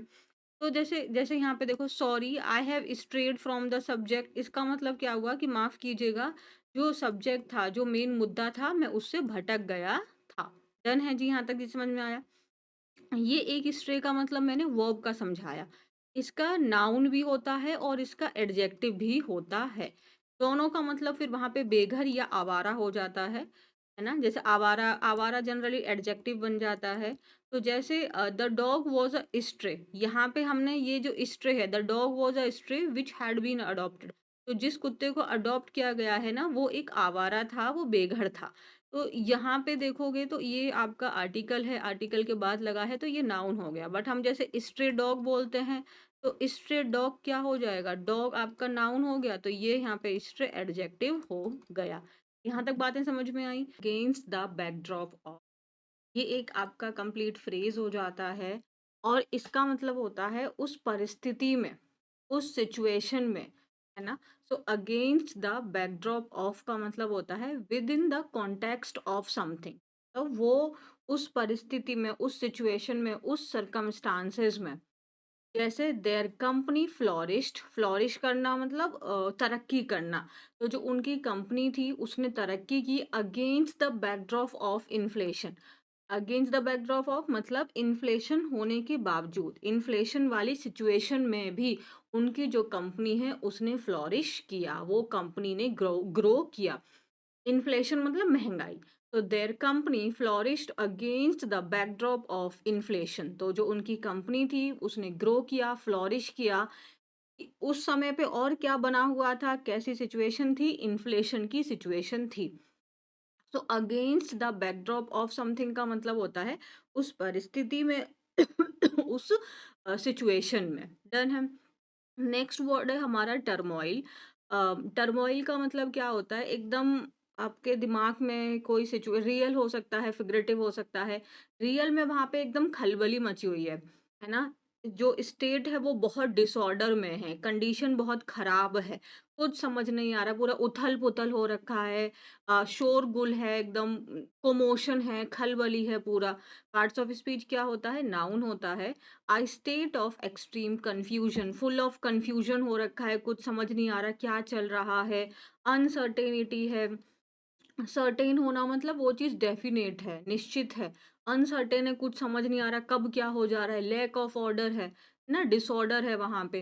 तो सिनोनिम्स क्या हो जाएंगे? Unrest, upheaval, turbulence and commotion. And जैसे लैक ऑफ ऑर्डर मतलब ऑर्डर नहीं है, चीजें एकदम उथल पुथल है, अस्त व्यस्त है, तो डिसऑर्डर भी इसका सिनोनिम हो जाएगा। अगर हम इसके एंटोनिम्स में देखें तो एकदम शांति है, काम, ट्रैंक्विलिटी, एकदम शांति बनी हुई है, पीस है हर तरफ में। जैसे उसका जो दिमाग था ना वो टर्मोइल में था, मतलब उसका जो दिमाग था। मैंने यहाँ पे बोला इस शब्द को आप फिगरेटिव और लिटरल मीनिंग। फिगरेटिव, अब दिमाग को आप देख नहीं सकते ना, बट हमारा दिमाग भी तो पूरा उथल पुथल में होता है, फुल ऑफ कंफ्यूजन होता है, फुल ऑफ अनसर्टेन होता है, हम समझ नहीं पा रहे होते। तो वैसा भी हो सकता है, और रियल में आप जिस चीज़ को देख सकते हैं वो लिटरल हो जाता है, और फिगरेटिव जिसको आप देख नहीं सकते ना। तो जो उसका माइंड था वो कैसे स्टेट में था? टर्मोइल था, मतलब उसका जो माइंड था वो बहुत डिस्टर्ब था, कंफ्यूजन में था, पूरा परेशान था। पार्ट्स ऑफ स्पीच क्या है आपका? नाउन है। इन क्या है? प्रपोजिशन है। ये वाली वीडियो आज आपको मिल जाएगी प्रपोजिशंस के बाद वाली, तो आप देख लेना उसको अगर कोई डाउट आता है तो। नेक्स्ट वर्ड है हमारा आपका इन लीवन। लीवन, फिर उसको ई एन, और बट इसका साउंड आता है आई एन वाला। इसका मतलब होता है किसी चीज में जान डाल देना, उसको एकदम एनर्जाइज कर दिया आपने, उसमें फुल ऑफ जान डाल दी है ना, एकदम बुरी बुझी बुझी थी। कोई बंदा ऐसा होता है ना कि वो पार्टी में जान डाल देता है, एकदम मजा आ जाता है, या फिर कोई इतना स्वादिष्ट खाना आ जाए कि बोरिंग पार्टी में जान डाल दी, मस्त सा गाना बजा दो, तो जान डाल देना पार्ट्स ऑफ स्पीच वर्ब हो गया। So to make something more exciting, more interesting और मोर एक्टिव। तो उसको और आपने एकदम जान डाल दी, उसमें आग डाल दी, एक्साइट कर दिया, उसको चमकदार बना दिया, ब्राइटन कर दिया। लेकिन अब उल्टा हो गया, डल है वो चीज़, उसको डेड कर दिया, अंडरमाइन कर दिया, अंडरमाइन करना मतलब कम करना। तो जैसे उसके जोक्स थे ना, उसने पार्टी में क्या कर दी, एकदम जान डाल दी। तो एक ऐसा बंदा होता ही है हमेशा, जो कुछ भी बोलता है, बट उसकी हर बात में मज़ा आ जाता है। वो मतलब बात भले ही सेंसलेस हो, लेकिन उसका बोलने का जो वे है, वही इतना इंटरेस्टिंग होता है कि अपने आप में चीज़ इंटरेस्टिंग हो जाती है। तो वो क्या करता है, इन लीवन, है ना? आपको मैंने ये जैसे यहाँ पे आप समझ पा रहे हैं, वर्ब है। देखो यहाँ पे क्या है, ये वर्ब का सेकंड फॉर्म है। डन है, आगे देखें। ओके। नेक्स्ट वर्ड क्या है हमारा, इंडिजेनस। इंडिजेनस, ओ यू एस लगा हुआ है, पार्ट्स ऑफ स्पीच एडजेक्टिव है, और इसका मतलब होता है वो चीज़ स्वदेशी है, या वो चीज़ लोकल है, स्थायी भी हो सकती है ना? तो वो अपने देश की है, उस एरिया की है, उस एरिया की है वो चीज़। सो इंडिजेनस का मतलब होता है वो उस एरिया की है वो चीज़। हमारी इंडिजेनस, अगर हम कोई फैक्ट्रीज़ हैं, अगर हम अपनी फैक्ट्रीज़ की बात करें, तो वो हमारी डोमेस्टिक है, नेशनल है वो चीज़। ठीक है? और अगर बाहर से आ रही है, जैसे देखो, बाहर से आ रही है मतलब हम उसको इम्पोर्ट कर रहे हैं, है ना? बाहर से ले रहे हैं, जैसे कहते हैं ये चीज़ इम्पोर्टेड है, मतलब बाहर से आई है, वो इंडिजीनियस नहीं है, वो इम्पोर्ट है, वो बाहर से आई है, वो नेटिव नहीं है। तो कोई भी प्लांट है, एनिमल है, या कोई भी व्यक्ति है, जो उसी देश का है, उसी एरिया का है। सो नेटिव है, ओरिजिनल है उसी एरिया का। सो एंडेमिक भी आपका जैसे पैंडेमिक हो जाता है, आपका जो पूरे विश्व भर में फैल जाता है। एंडेमिक मतलब उसी उसी एक लोकल एरिया के अंदर है, नेटिव है वो चीज़, लोकल है, डोमेस्टिक है। और एंटोनिम्स में क्या हो जाएँगे, नॉन नेटिव है, इम्पोर्ट, बाहर से इम्पोर्ट, अरे इसीलिए तो महँगी है ये, क्योंकि ये इम्पोर्टेड है, मतलब बाहर से आई है, इम्पोर्ट किया है हमने इसको, बाहर से अपने यहाँ देश में बुलाया है, हमारी नहीं है ये, उसको इंट्रोड्यूस किया है। जैसे हमारे प्लांट्स हो सकते हैं, बट हमने कुछ प्लांट्स हैं जिनको इंट्रोड्यूस किया है, मतलब हम उनको बाहर से लेके आए हैं, अंदर के नहीं थे वो, हमारे अपने नहीं थे वो। तो जैसे ये पार्क है ना, ये होम है to many indigenous plants and animals. तो चलो यहाँ पे एनिमल्स भी लगा देते हैं। तो ये जो पार्क है ना, इसके अंदर में बहुत सारे ऐसे प्लांट्स और एनिमल हैं जो इसी एरिया के लोकल हैं, या इसी देश के हैं, बाहर से नहीं आए हुए हैं। डन है, समझ में आया। नेक्स्ट क्या है हमारा, एक्सटोल। एक्सटोल का मतलब होता है किसी की बहुत तारीफ करना, उसकी बहुत बढ़ाई करना, उसकी प्रशंसा करना, करना करना करना, यानी कि पार्ट्स ऑफ स्पीच वर्ब है। सो टू प्रेज समथिंग और समवन वेरी मच, उसकी आप बहुत तारीफ कर रहे हैं। प्रेज हो गया, लॉर्ड, साइट, एक्लेम, ग्लोरीफाई, उसकी आप बहुत प्रशंसा कर रहे हैं। एंटोनिम्स में क्या होगा, डिनाउंस, उसकी आप निंदा कर रहे हैं, डिनाउंस, डिक्राई, सेंश्योर का मतलब थोड़ा डाँटने के सेंस में चला जाता है। जैसे आपने सुना होगा, मैं इसका निंदा करता हूँ, आई कंडेम, मैं इसकी निंदा करता हूँ, आई कंडेम। तो कंडेम करना मतलब उसकी आप बुराई कर रहे हैं, आप उसकी निंदा कर रहे हैं। निंदा करना मतलब क्या हुआ? आपको वो चीज़ पसंद नहीं है, आप उसके खिलाफ है ना? और एक्सटोल का मतलब आप उसकी तारीफ़ कर रहे हैं, भर-भर के प्रशंसा कर रहे हैं आप। So the health benefits of exercise are widely extolled. तो आप जानते हैं कि अगर हम लोग एक्सरसाइज करेंगे तो उसके जो हमारे हेल्थ बेनिफिट्स हैं, वो रियल में तारीफ करने के योग्य हैं। भाई उनकी तो तारीफ होनी ही चाहिए। अगर हम एक्सरसाइज नहीं कर रहे तो हेल्थ में ऑलरेडी बहुत ज़्यादा प्रॉब्लम आ सकती है। और मैं भी उसी वाले कैटेगरी में हूँ, मैं रोज़ कोशिश करती हूँ कि मेरे को एक्सरसाइज स्टार्ट करनी है। फिर मॉर्निंग होती है, फिर पता नहीं क्या हो जाता है, फिर अगले दिन लगता है कल तो मैं ज पक्का जाऊँगी। ऐसे ही ना भाई, सही में मुझे भी खुद को इस समय ना सुधारना पड़ेगा। तो हेल्थ के बेनिफिट्स ऑफ एक्सरसाइज, एक्सरसाइज के जो हेल्थ बेनिफिट्स हैं, लाइक उनकी तो प्रशंसा करनी ही है। दे आर वाइडली, उनकी हर कोई, वाइडली मतलब चारों तरफ उनकी प्रशंसा की जा रही है। डन है।